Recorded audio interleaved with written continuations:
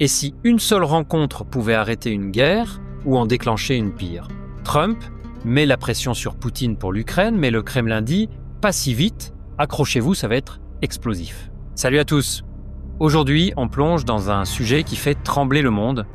Les discussions brûlantes entre les États-Unis et la Russie sur la guerre en Ukraine en avril 2025. Trump veut la paix tout de suite, mais le Kremlin freine des quatre fers. Pourquoi?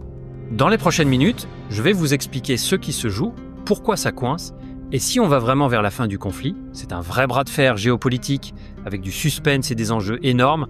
Prêt? Let's go! Première question. Pourquoi Trump est-il si pressé de régler la guerre en Ukraine? Pour comprendre, remontons un peu.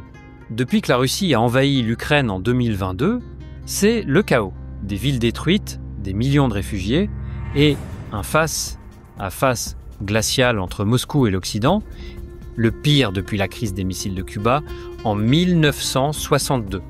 Trump, lui, veut passer à l'histoire comme l'homme qui a arrêté ce bain de sang, comme il dit. Il appelle ça une guerre par procuration entre les USA et la Russie, un point de vue qui, étonnamment, fait écho à celui de Poutine.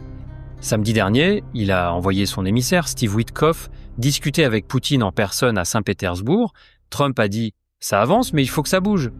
Un peu comme un coach qui crie sur son équipe à la mi-temps « allez, on se réveille ». Vous pensez que Trump peut vraiment imposer la paix ou c'est juste du show?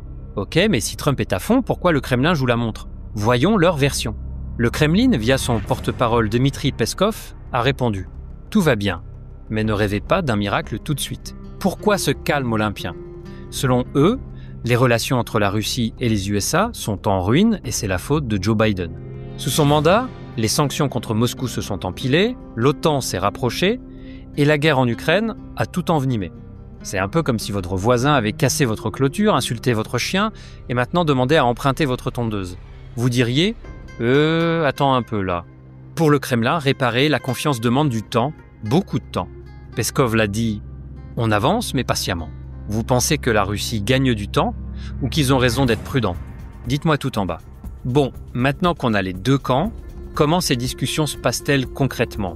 Vendredi dernier, Steve Witkoff, l'envoyé de Trump, a rencontré Poutine à Saint-Pétersbourg.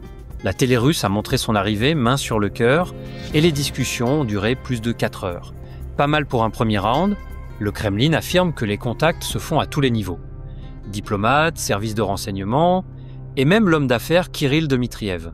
Mais Peskov a été clair, pas de sommet Trump-Poutine pour l'instant. Ils marchent ensemble, mais c'est un chemin long et tortueux. On dirait un marathon diplomatique où tout le monde garde son souffle pour le sprint final. Et pendant ce temps, Volodymyr Zelensky, le président ukrainien, envoie un message à Trump « Viens voir les destructions en Ukraine avant de signer quoi que ce soit ». Un appel émouvant et aussi très stratégique. C'est comme inviter quelqu'un à voir une maison en ruine avant de négocier son prix, ça met la pression.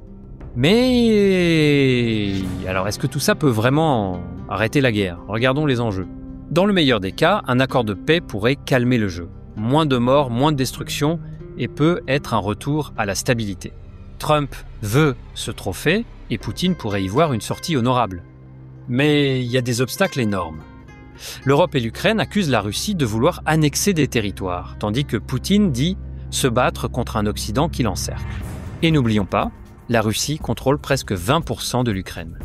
Un deal rapide pourrait geler cette situation. Mais à quel prix pour Kiev? Zelensky insiste, pas de paix sans justice. Vous pensez qu'un compromis est possible ou que la guerre va encore s'éterniser? Votre avis m'intéresse.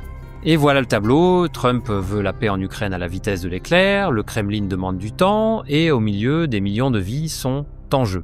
Ces négociations, c'est un puzzle avec des pièces qui ne s'emboîtent pas facilement. Méfiance, intérêts opposés et une guerre qui a déjà trop duré. Est-ce qu'on va vers une poignée de main historique ou un nouveau mur entre l'Est et l'Ouest? Une chose est sûre, le monde regarde et chaque mot compte. Si ce décryptage vous a scotché, mettez un gros pouce bleu, ça fait super plaisir. Abonnez-vous et activez la cloche pour ne rien rater.